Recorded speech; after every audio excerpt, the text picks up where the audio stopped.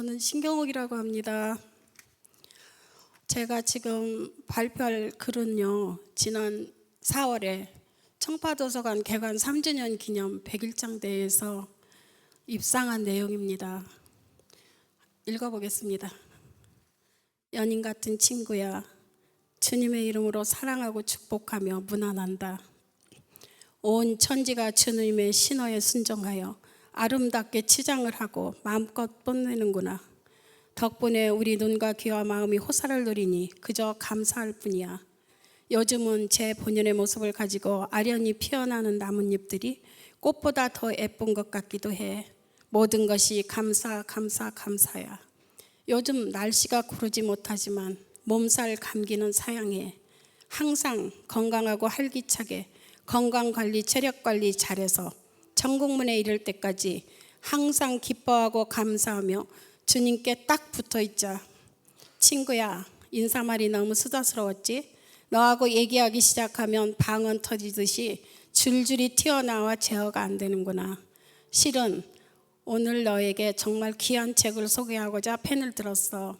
우리 목사님의 속에 있던 물렁물렁한 책이 지난 3월 마지막 주에 세상의 모습을 드러냈는데 이름은 하나님의 리더 세우기야.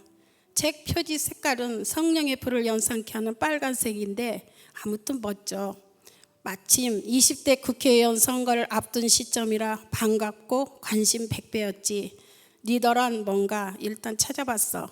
어떤 조직이나 단체 등에서 목표의 달성이나 방향에 따라 이끌어가는 중심적인 이치에 있는 사람, 그 외의 구성원에 대해서 결정의 책임을 진다. 또한 집단과 외부와의 조정 기능의 역할도 하고 있으며 이 역할이 결여되면 그 집단의 외부 환경에 대한 적응의 실패 여부와 관계하게 된다. 이렇게 쓰여 있더라.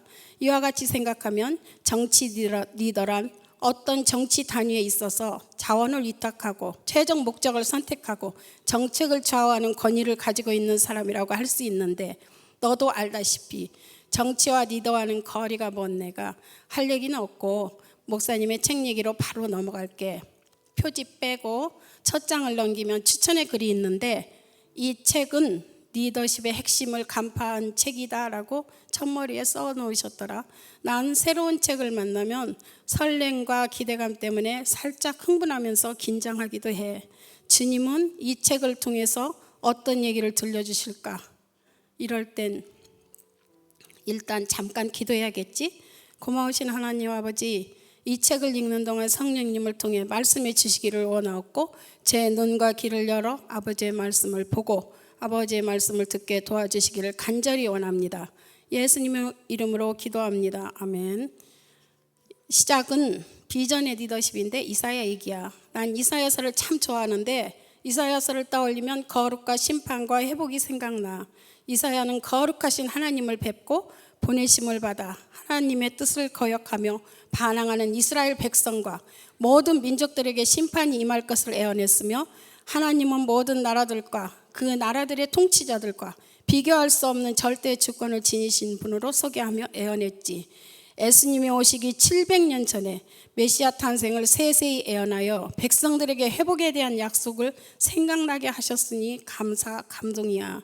섬김의 리더십은 르호보암 왕의 얘기인데 국가에 대한 부담을 줄여달라는 백성들의 요구를 묵살하고 거절함으로 왕국이 분열되는 안타까운 일이 도래하는 비극을 보면서 섬김의 리더십이 왜 중요하고 필요한지 새삼 깨닫게 되었어. 왜 예전에 어른들이 별로 대수롭지 않은 부탁을 할 때에도 높은 자리에 있을 때 잘 봐달라는 농담을 짓궂게 하는 거 너도 봤지? 이어서 섬김의 본을 보여주신 예수님 얘기가 나오는데 이분은 설명할 필요 없지?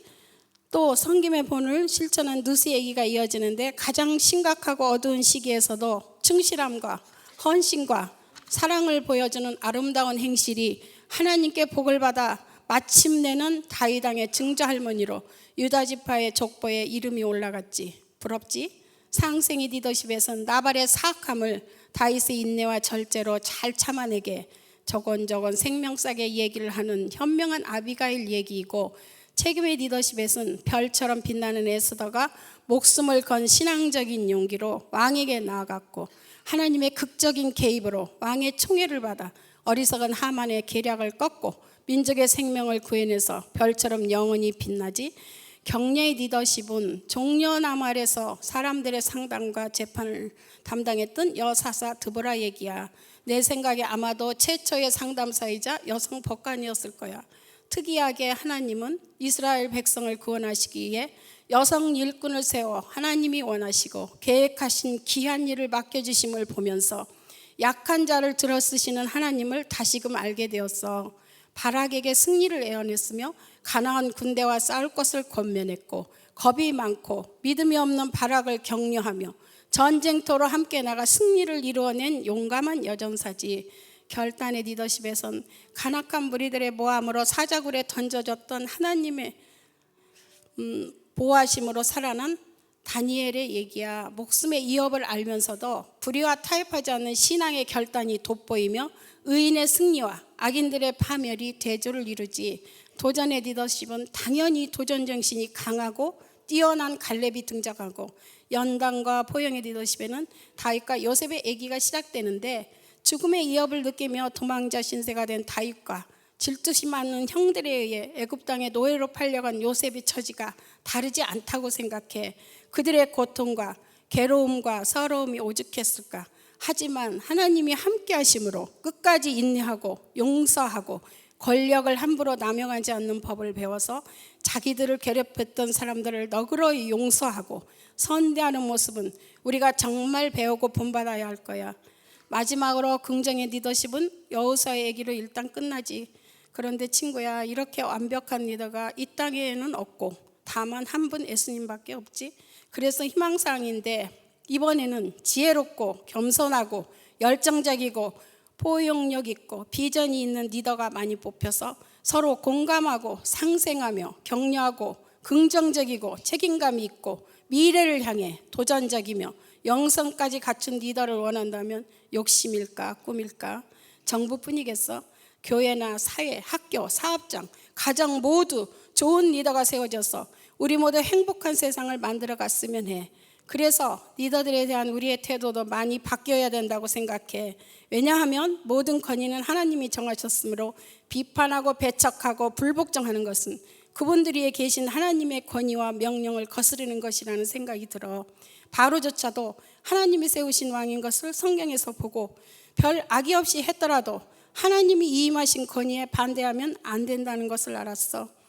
다정스러운 친구야, 남은 얘기는 만나서 하기로 하고 이만 맺는다. 하나님께 영광. 별로 세련된 이야기도 아닌데 지금까지 제 얘기를 들어주셔서 감사합니다.